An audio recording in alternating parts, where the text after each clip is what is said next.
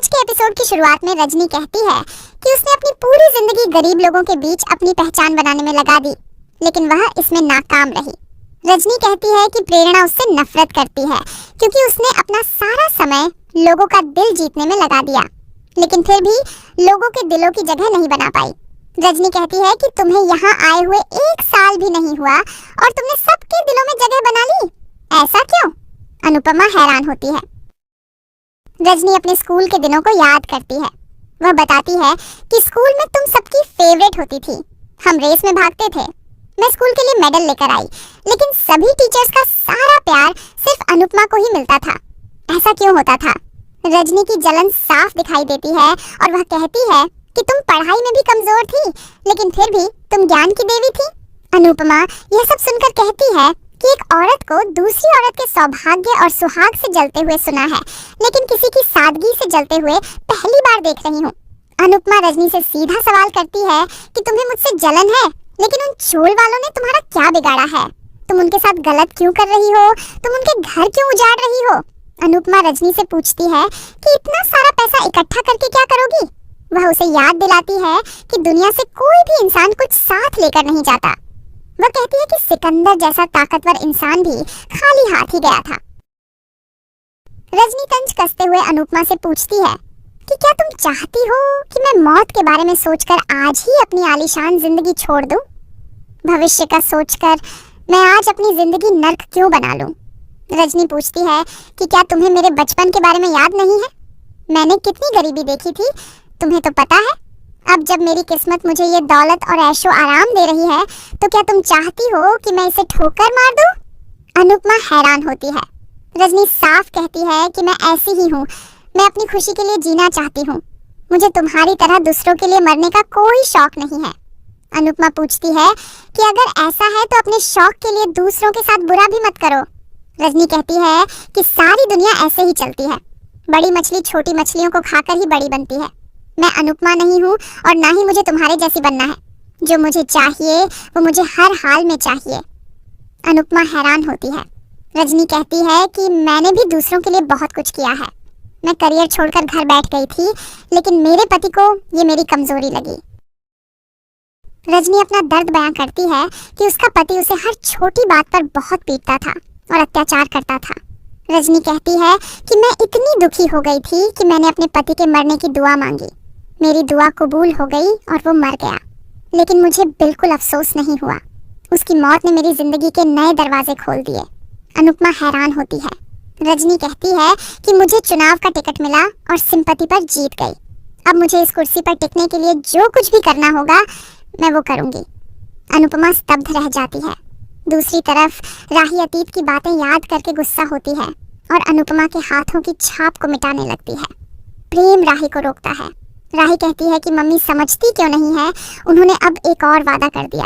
अच्छा होना अच्छी बात है, लेकिन इंसान को इतना अच्छा भी नहीं होना चाहिए कि वो खुद ही बर्बाद हो जाए। अगर वो हार गई तो सब मम्मी के पीछे पड़ जाएंगे। प्रेम राही को संभालता है और उसे सांत्वना देता है।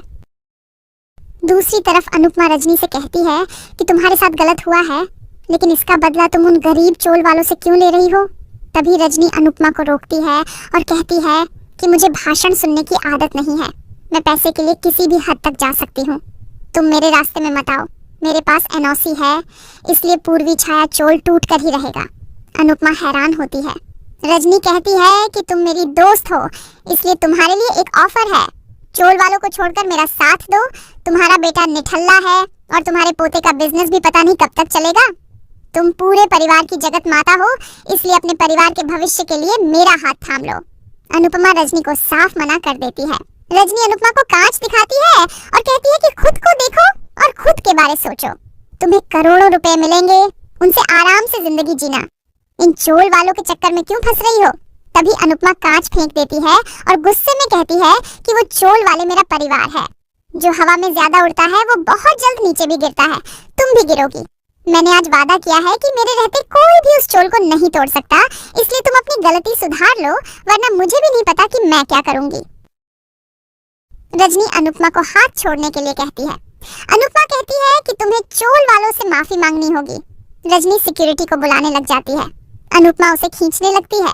सिक्योरिटी अनुपमा को पकड़ लेते हैं और अनुपमा को लेकर चले जाते हैं। अनुपमा को घर से बाहर निकाल देते हैं। अनुपमा बेहद दुखी हो जाती है। इसके बाद अनुपमा रास्ते में जा रही होती है, तभी चोल के लोग आकर अनुपमा को दोष देने लगते हैं और उसे बद्दुआएं देते हैं। अनुपमा परेशान हो जाती है, तभी वह देखती है कि उसे ये सब भ्रम हो रहा था। अनुपमा गिर जाती है और उसे मंदिर की दिखाई देता है। अनुपमा मंदिर में आती है और भगवान से कहती है कि आप यही सोच रहे होंगे कि मैं अभी तक क्यों नहीं टूटी। मैं नहीं टूटने वाली हूँ। अनुपमा रोते हुए भगवान से कहती है कि नेकी करो और दरिया में डालो कहा जाता है, लेकिन आपने मेरे लिए अलग नियम बना दिए हैं कि अनुपमा नेकी करेगी तो जूते खाएगी और बेइज्जती करवाएगी। मैं आपके बताए हुए सत्य के रास्ते पर चलते आ रही हूँ, अन्याय के खिलाफ आवाज उठा रही हूँ, फिर बार बार मुझे क्यों गिरा देते हो। अनुपमा बेहद दुखी हो जाती है।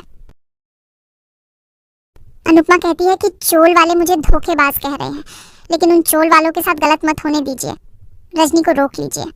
अनुपमा स्वीकार करती है कि मैं सबके सामने मजबूत बनी रहती हूँ, लेकिन अब मुझसे नहीं हो रहा है।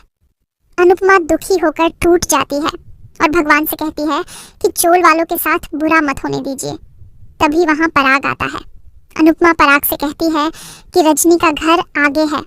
पराग कहता है कि मैं आपको देखकर रुक गया था। अनुपमा कहती है कि जहां जा रहे थे वहीं जाइए। पराग अनुपमा को सच बताता है कि पहले मुझे पता नहीं था कि कौन सी चोल रिडेवलप करनी है।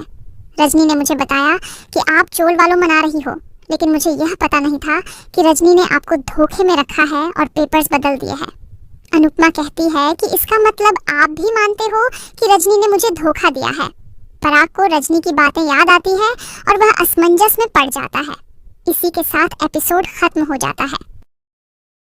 अगले एपिसोड में देखने को मिलेगा कि चोल के लोग अनुपमा का सामान फेंक देते हैं और उसे चोल से बाहर निकलने के लिए कहते हैं। तभी सरिता अनुपमा का बचाव करती है। अनुपमा उन्हें रोकती है और कहती है कि जब तक मैं आपको आपके घर वापस नहीं दिला देती, तब तक मैं कहीं नहीं जाऊंगी। इसके बाद अनुपमा पुलिस में रजनी की शिकायत करती है, लेकिन इंस्पेक्टर कहता है कि सबूत लेकर आइए। तभी रजनी आकर कहती है कि अनुपमा के पास सबूत नहीं है। अनुपमा हैरान होती है। आज का एपिसोड आपको कैसा लगा हमें कमेंट करके जरूर बताएं। साथ ही ऐसे ही डेली अपडेट्स के लिए इस वीडियो को लाइक करें और हमारे चैनल को सब्सक्राइब जरूर करें।